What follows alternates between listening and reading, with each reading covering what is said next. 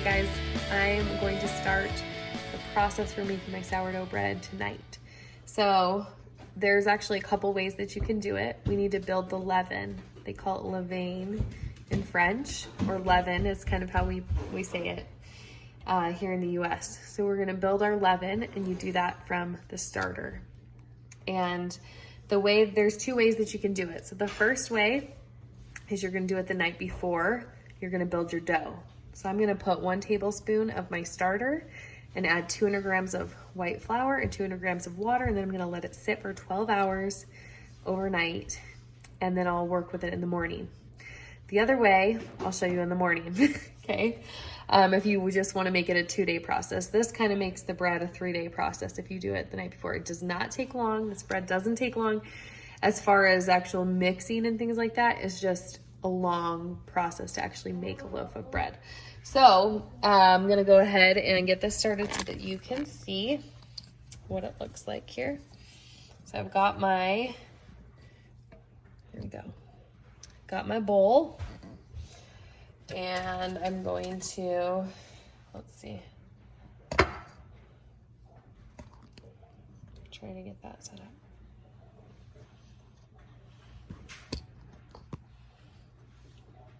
Okay, I'm gonna start with 1 tablespoon of my starter. Now I already tested my starter, and I know that it is passing the float test.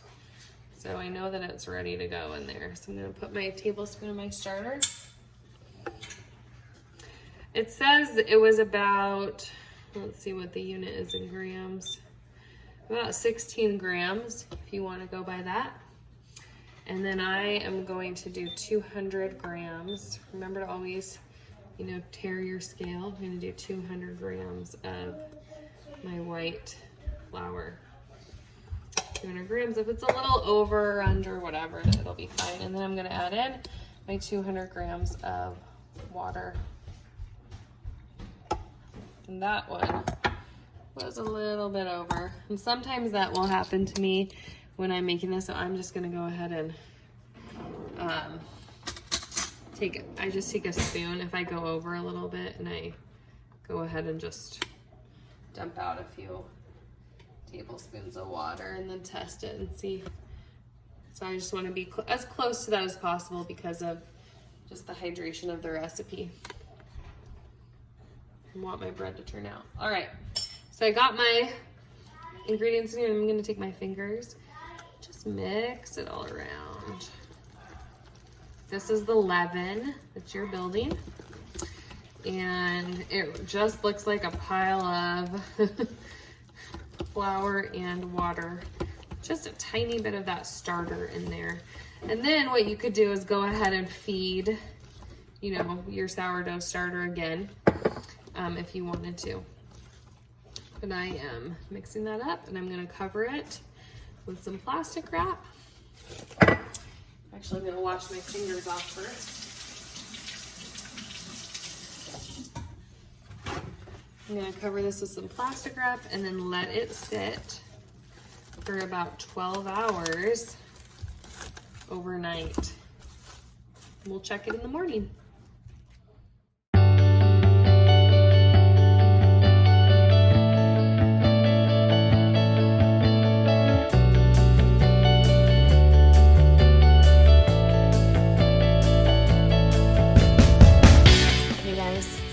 Morning. Look how bubbly that is. That's what it should look like. It's risen in my bowl. I'm gonna do the float test again. This will just double check that it is ready to go. So I take a little bit of my levain and I put it in my water. It's floating in there. So I am ready to make my first loaf of bread with my homemade sourdough starter. So excited. All right, I am ready to mix my dough. So I've got my flour, my water, just a big jug of water. I'm gonna weigh all the ingredients, so make sure that you get a large bowl, put it on your scale, and use the grams. If you're not in grams, get there because you're gonna need to be in grams. Okay, I forgot. One more thing I need, my whole wheat flour.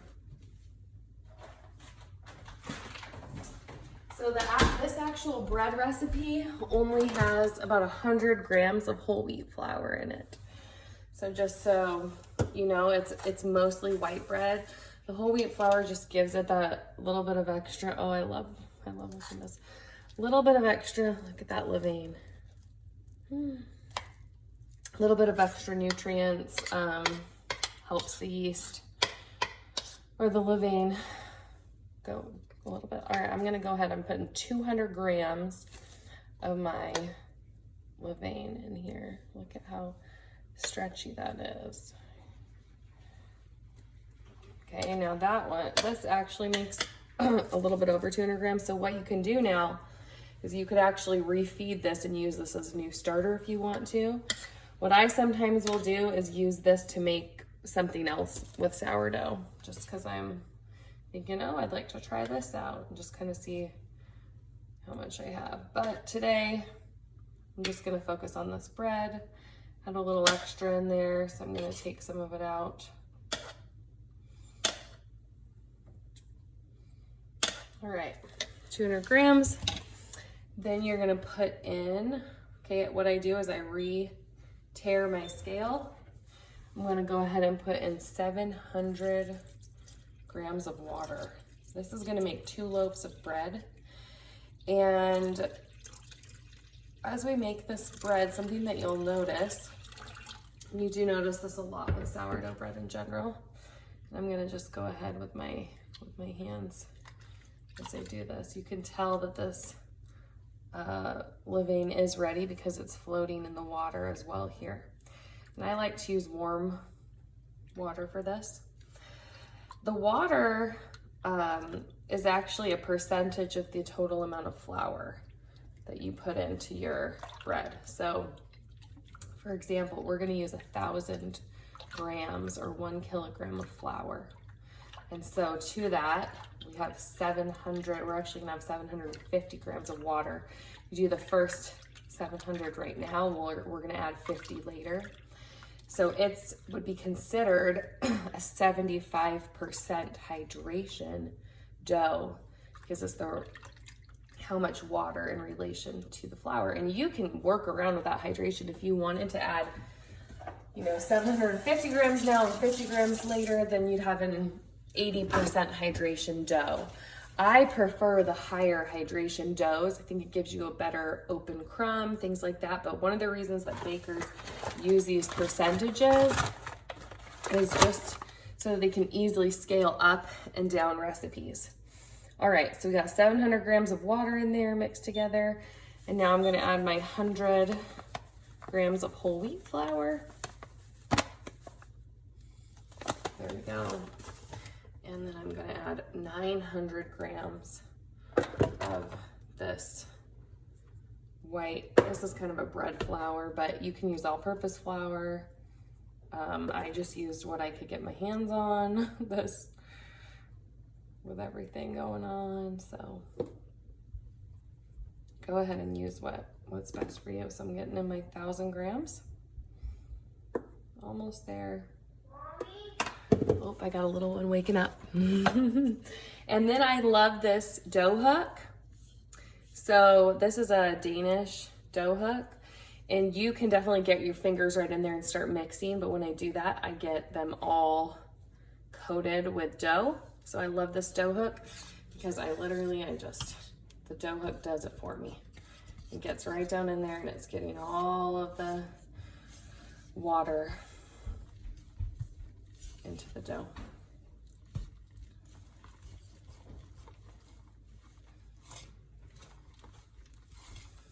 Now, another thing that some recipes call for that you can do is they call for you to mix together the flour and the water before you add the leaven. So you could try that too and let it sit for a half hour to up to 3 hours. That's called an autolyse, not quite sure how it's pronounced. See how it's not stuck to my fingers at all? It's just wonderfully mixed up. You could do that. That will help the elasticity of the dough. And we're gonna kind of do a mini one here, but our levain has already been mixed in with it. So it may not be the traditional autolyse that you would do. But you can add that step in if you want to. I'm not gonna do that today. I haven't been used to doing that as much, but I do it sometimes if I, want to. All right, my dough is mixed. It looks a little shaggy, but all the flour is incorporated into that water. And I'm gonna let this rest for about 25 minutes before I add in my other water and salt. And this is kind of a mini autolyse period. And it just kind of helps the flour to be completely saturated with the water. That's all you're doing. I wanted to let you know too, I cover this while it's resting. So I'm just gonna leave it here, leave your scale out. You're done with your flour, but you are gonna still need a little bit of water, and you're gonna need some salt, so get that out too. All right, so my dough has been sitting here for probably about 40 minutes. And you can see that it's starting to, anyway, it's forming a cohesiveness and not just the shaggy dough that it was. So that's kind of what the autolyse process does to it. So I'm gonna go ahead and add the salt now. And I like to do that in a separate container because this is really heavy. And so if I put it on the scale, sometimes my scale doesn't get all the way recognized because it's such a small amount of salt compared to the dough. So I'm doing 20 grams of salt. I got a little high. Whatever gets a little high, you can just dump some out. Test it again. Take a little bit more out. All right. Okay, so then I'm gonna just add the salt on top. And then I'm going to add my last 50 grams of water. And the same way that I just did that, I'm gonna add my water into here because I want to get a correct amount. So 50 grams of water. I'm gonna pour that in here. And then what you wanna do is just incorporate the salt and the dough together with your fingers. And to do that, I'm just kind of picking it up a little bit, letting it squeeze through my fingers. And incorporate the water and the salt together. My little guy's over there playing with Legos. You can see how really this dough does not need kneading. It's a pretty wet dough also, but that's okay. I mean, I like it a little bit more wet like this. So what I'm gonna do now is take my big plastic container that I have, and I'm gonna transfer my dough into my plastic container. Just like that.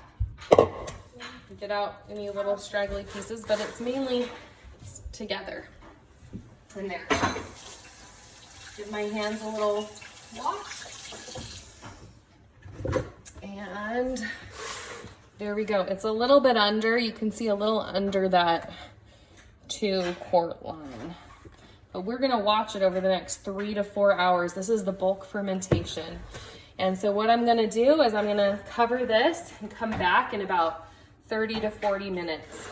Over the next 3 to 4 hours, every 30 to 40 minutes, you're going to be folding the dough over on top of itself. That's how we do.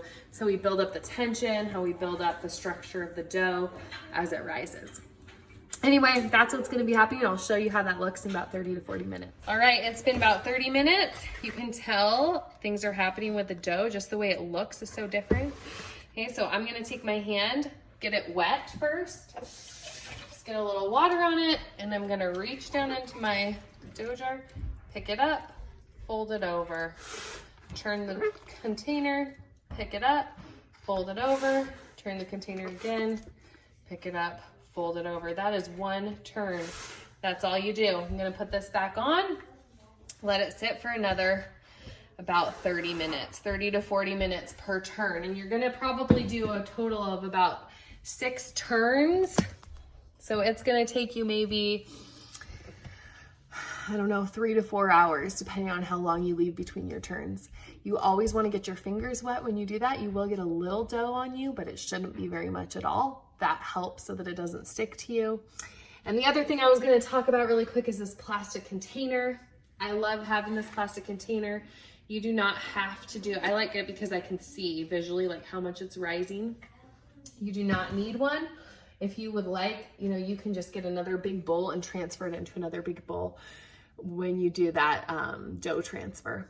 But I would recommend transferring the dough and not leaving it in the bowl that you did all the mixing in, because that leaves like just little bits and it kind of isn't as cohesive. You can do that, but I'd recommend changing out your bowl. So that was the first turn.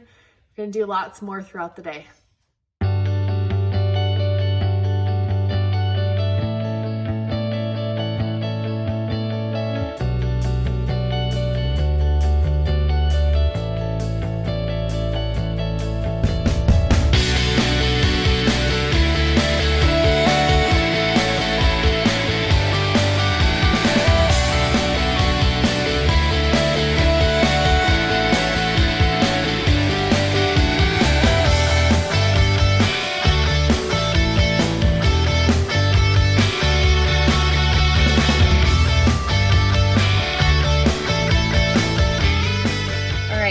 Make sure that your hand is wet. I'm going to show you this one more time. You reach in, pull up, put it over, turn your bowl, reach in, pull up, turn over, reach in, pull up, fold over. That is the fold. You do it 3 times and you're going to be doing it as this is rising. You can tell my dough is starting to rise, and I'll show you that in a little bit.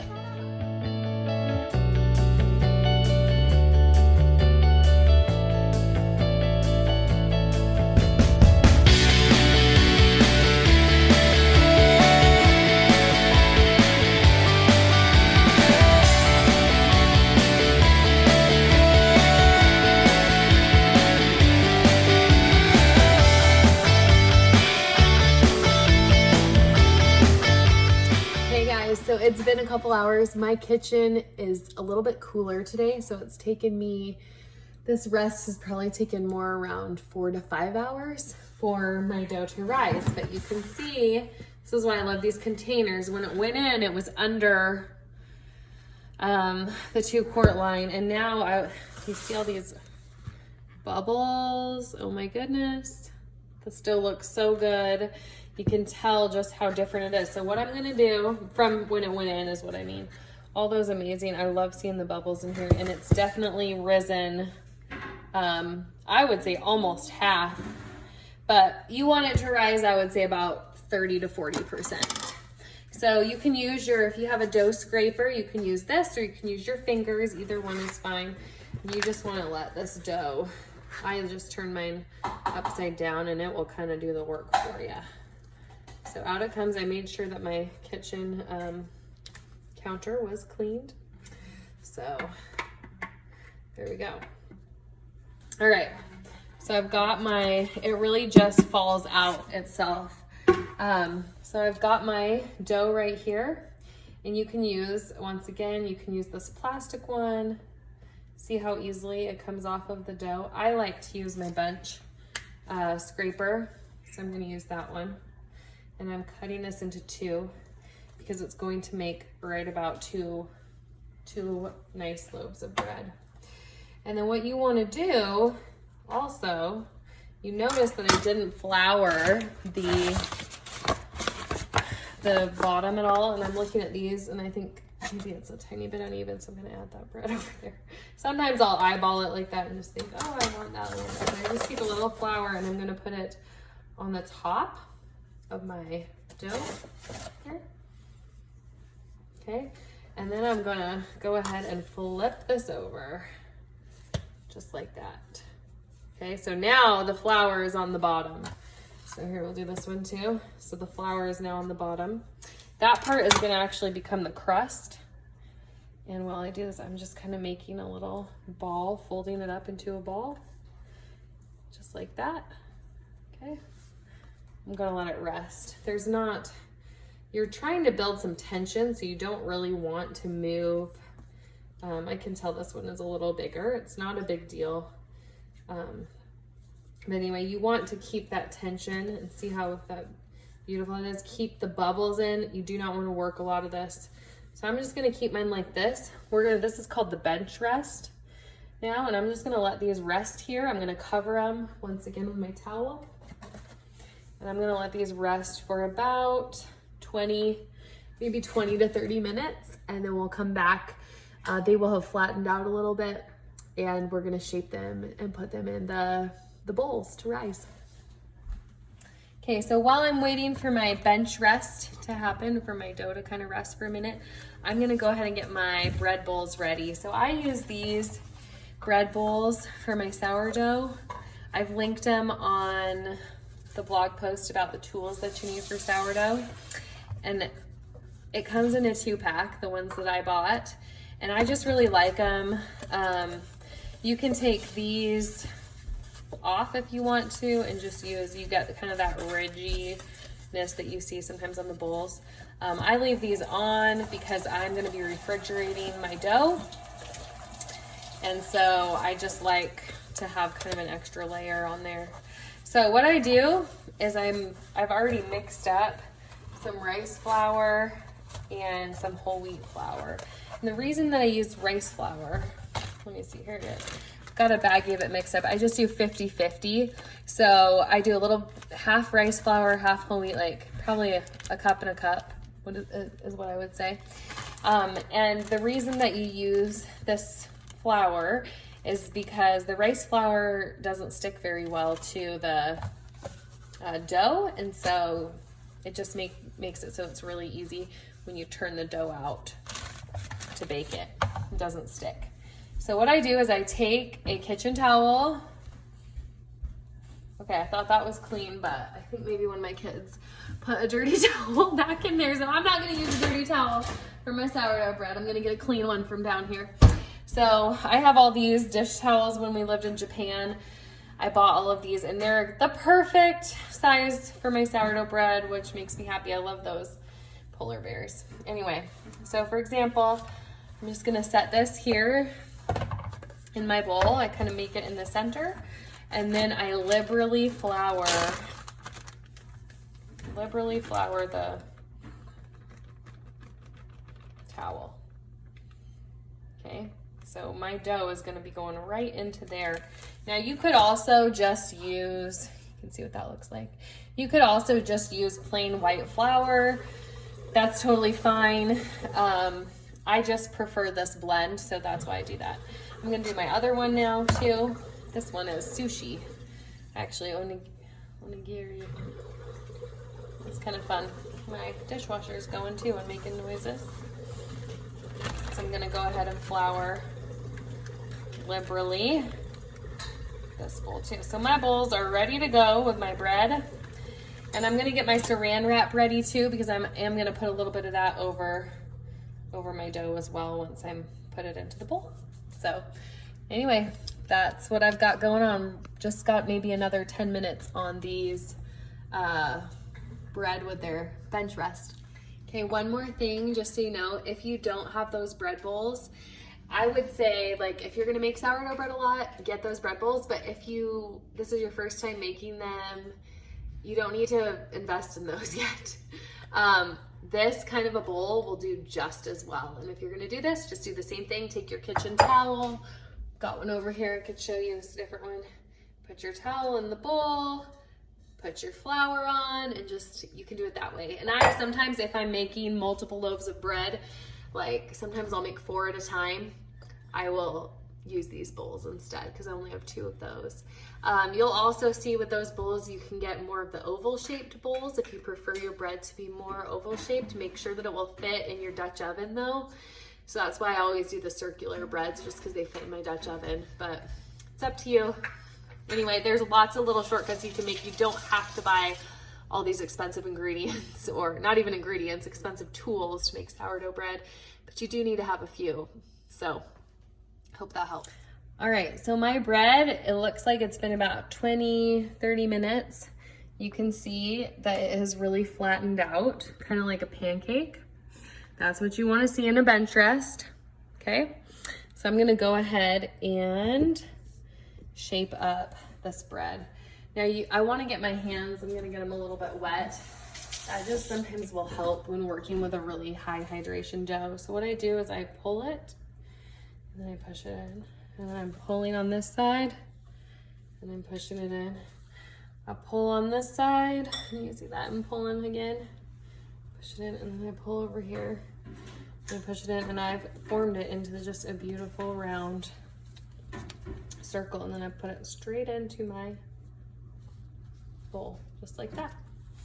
I'm gonna show you one more time on this side of this one. We'll move this a little closer so you can see better. You want it to still have that tension there, and that's why you pull it. Pull, okay, pull on all my corners, pull, still created that tension, and then I just kind of push it up so it's into a ball. I'm gonna grab my other bowl right here. Sometimes I'll use my bench rest here. Not my bench rest, yeah, there we go. All right, now this one is actually a little bit bigger than this one. If you want to, you can go ahead and weigh your dough. You can do that too if you're concerned about it. Now what I'm gonna do, and I like to do this, you have an option at this point. You can cover this, you know, just like this. Let it sit in kind of a warm place for another 3 to 4 hours until it's doubled in size, and then you can go ahead and bake it. I'm not gonna do that because I think that this bread looks really good when it's been scored well. The top of it, I just like it better, and I really like scoring it, and it's a lot easier to score when it is cold. So I'm going to use the refrigerator to my advantage.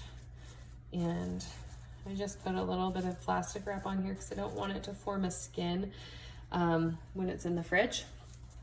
And then I fold that over, and this is gonna go in the fridge until I'm ready to bake it. Now it can stay in the fridge for up to like 12 to 18 hours. It can even, I've done it longer than that even, and it's been fine. Sometimes the longer that it's in the fridge, that is when it can develop more of that sour flavor that you would associate with a sourdough. I don't think that this is very sour tasting at all, but I do love San Francisco sourdough bread. But this does not taste at all to me like San Francisco sourdough. It's just a wonderful white bread with a fairly mellow flavor. But the longer that you keep these in the fridge, the more flavor, you know, they could develop. Anyway, so that is where we're gonna leave it for today. And I'm gonna go ahead and refrigerate my dough. And then in the morning, I will get ready and bake them. All right, we are the morning that I'm gonna bake my bread. So it's actually, I'm making breakfast right now too, but it is day 3. Remember the night of day 1, we did the leaven. We mixed the leaven, then the next morning, that was yesterday, we did all the bread, you know, the turning, the folding, built up that gluten, and then we put it in the fridge. And now it is morning. I just woke up, making my kids breakfast, and I am going to be baking my loaves this morning. So the first thing I need to do is over here on the oven, I'm gonna set my oven to bake, and I'm gonna heat my oven to 500 degrees, and I'm gonna take my pan, my cast iron pan, and I'm gonna put that in my oven. Now my oven is, I have one of those double ovens, so my cast iron pan actually does not fit in there unless I pull out my big, the big tray, or the big,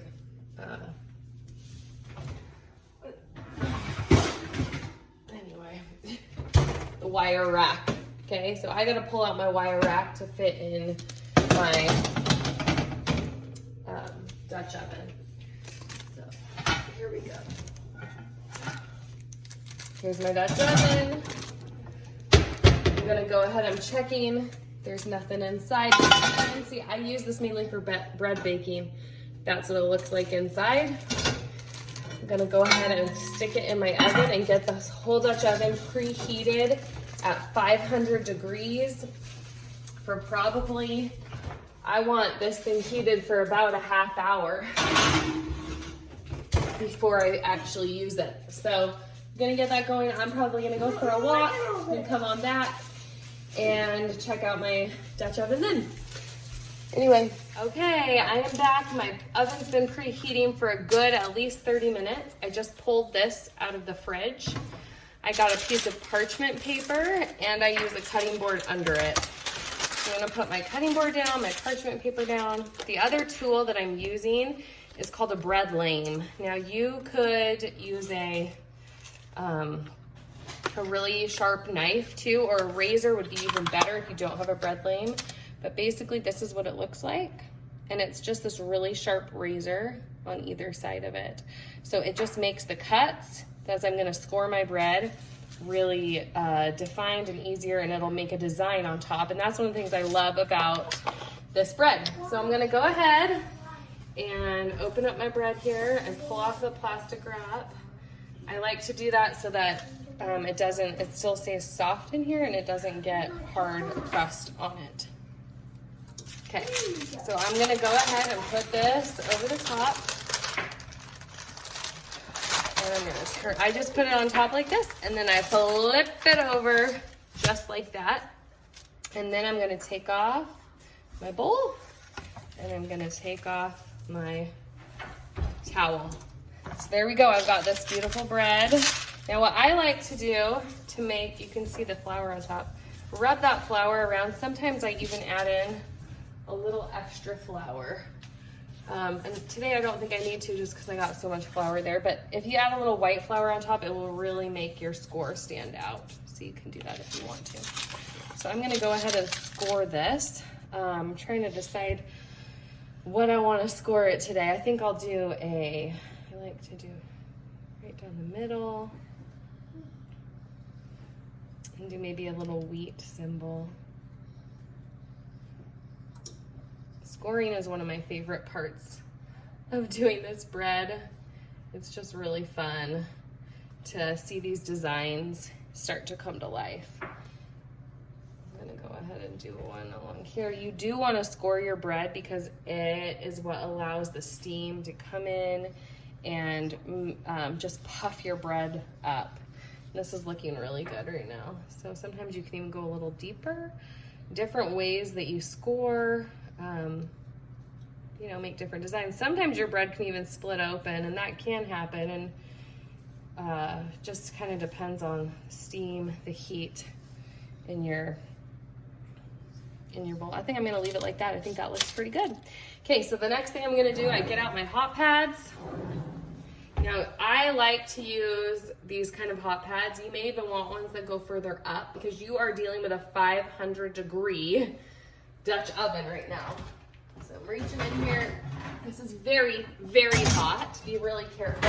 You're still at 500 degrees, but you want to go pretty fast because you're trying to maintain that heat. So I take the lid off. You can see the steam coming out, and I just pull up my bread on the parchment paper and put it right into the pot. And then make sure you've got your hot pads back on when you put your lid back on the Dutch oven. Then you put it into your oven. That is gonna bake for 20 minutes with the lid on. And I am lowering my oven temperature now to 450 degrees. There we go. So what that allowed me to do then, coming from my walk, what that allowed me to do then is to get that steam in the oven. And when you put the top on the Dutch oven, it allows the bread to steam. And that's what makes it rise so beautifully and has that oven spring that's so exciting. So I'm gonna set my timer for 20 minutes, come back in 20 minutes, take off the top, and then I'll let it cook for another 20 minutes in the oven. It's been about 20 minutes. I got my hot pads on again. Make sure you do not burn your arms. This is a very, very hot oven. I'm gonna open my oven See the steam? And I'm taking the top off of the bread. You can see how much that rose up, the oven spring and everything. And I'm gonna let that cook for another 20 minutes. Okay, my timer just went off. It's been another 20 minutes. So my bread is done. Woo! Look at how beautiful that is. That is gorgeous. All right, I'm gonna pull it up. All right, so my bread is out of the oven. It just looks gorgeous. Oh my goodness, this is a beautiful loaf of bread. Look at that sourdough bread. All made from a homemade starter. Maybe about, how long did that starter take me? 2 weeks? A little bit less than 2 weeks. So there's my first loaf. Oh, it's beautiful. I actually want to set it on a cooling rack. And since I have my oven rack out, I'm just gonna set it right there for now. So beautiful loaf of bread. So I have one more to cook. So what I'm gonna do is I'm gonna put my Dutch oven back into the oven with the lid on. And you can reuse this parchment paper, okay? So definitely I'm gonna reuse my parchment paper, and I'm gonna let my Dutch oven heat up again for probably about at least another 20 minutes. I have to change the time back to 500 degrees. Let it heat up, build up that steam again. If you don't do that, you may not have the oven spring that you need in your second loaf. So I'm gonna go ahead and do that for my second loaf. Turn up my oven to 500, let it preheat again for another 20, 30 minutes, and then I'm ready to do the exact same process again with loaf number 2. It has been another, 20, 30 minutes. I'm ready to get my next batch out.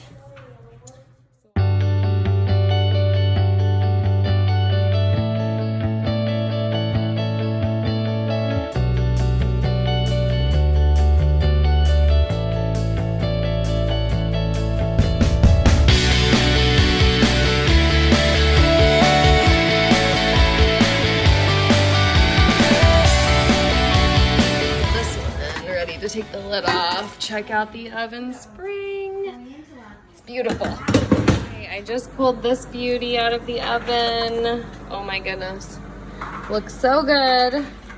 This one looks amazing too. I'm gonna cut into them in just a minute after they cool. You probably want them to cool till they can be a little warm, but if you cut into the bread and it's too warm, it can make it squish together. So beautiful loaves, so excited. All right, I'm ready to cut into my beautiful loaf of bread. It's cooled down a little bit. I'm gonna go ahead and just do it right through the middle so we can check this out. Okay, look how beautiful that crumb is. I like an edge piece, so I'm gonna go ahead and, I like to slice it this way too. Go ahead and slice myself a delicious edge. It toasts up so well. Be perfect with some butter or even a turkey sandwich or something. There you go. Homemade sourdough. Hope you try out the recipe. It's delicious.